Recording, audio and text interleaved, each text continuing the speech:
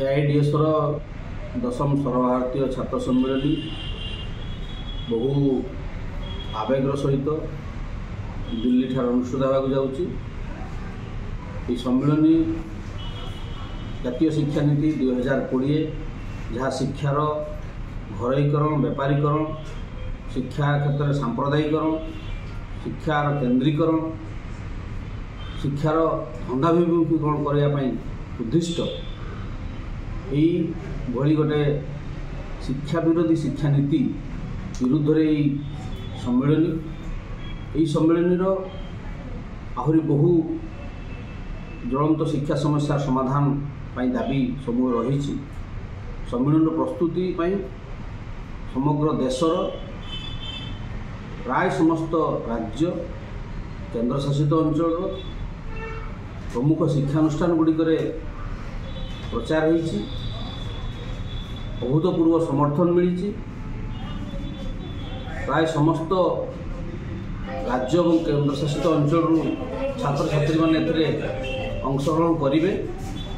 तत्सहित विशिष्ट शिक्षाविद बुद्धिजीवी एवं भातृप्रतिम जो छात्र संगठन नेतृवृंद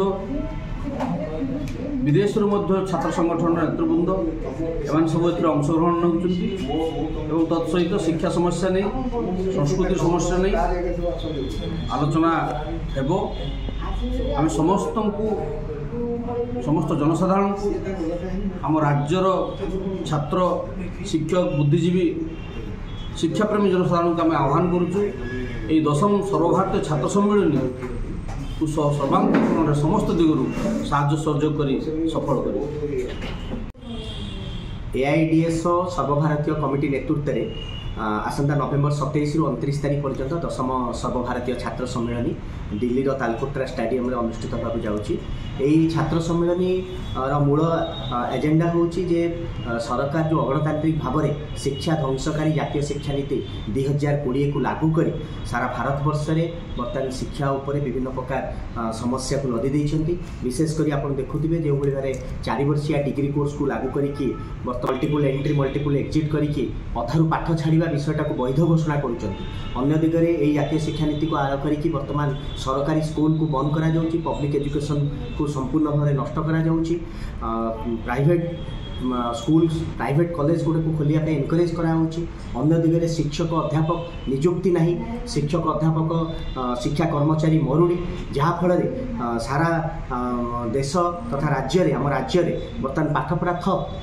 अन्य दिगरे आपने देखुवे जे जो भाई परीक्षा परिचालनार दायित्व विशेषकर एनटीए दुर्नीति मेडिकल जो जॉइंट एंट्रेंस रे जो भाई दुर्नीति है नेशनल टेस्टिंग एजेंसी जो दायित्व नहीं जोटा करूला तार जो दुर्नीति यहाँ सारा भारत वर्ष में किभली भाव में ये दुर्नीतिर चेर लंबी एक आम जापरिछु। तेणु आपको संपूर्ण भाव में रद्द करवा एनटीए को रद्द करवा ये समस्त दाबी को लेकिन आम ये छात्र सम्मेलन आह्वान करूँ जोटा कि आसंता 27 रु 29 तारीख पर्यंत दिल्ली अनुष्ठित होब।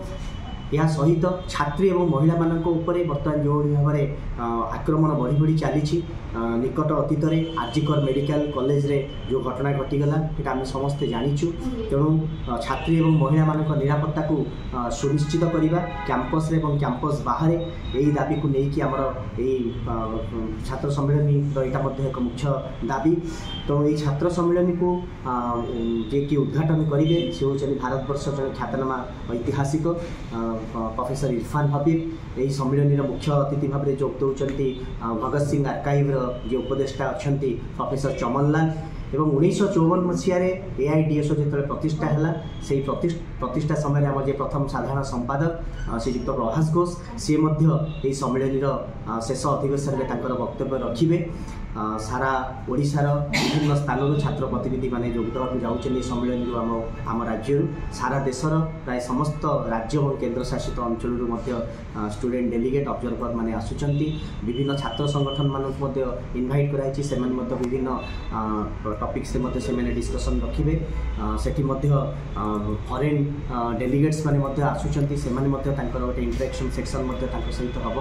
तेणु यही छात्र सम्मेलन में आम मूलतः सारा सारा भारतवर्ष में छात्र आंदोलन को आहरी शक्तिशाली रूप देवाई कौन पदक्षेप नेबू ठोस पदक्षेप आम ग्रहण करूँ तेणु ता विषय में से संपूर्ण भाव में आमर कार्यपंथा तेणु आम ये सांबादिक सम्मेलन जरिया आम राज्य समस्त शिक्षाप्रेमी जनगण छात्र शिक्षक मान अनुरोध करूँ से सम्मेलन को सफल करने समस्त प्रकार साहाय्य सहयोग AIDS को जोगेदेवे और AIDS नेतृत्व में होगा जाऊँ दशम सर्वभारतीय छात्र सम्मेलन को सफल करेंगे। धन्यवाद।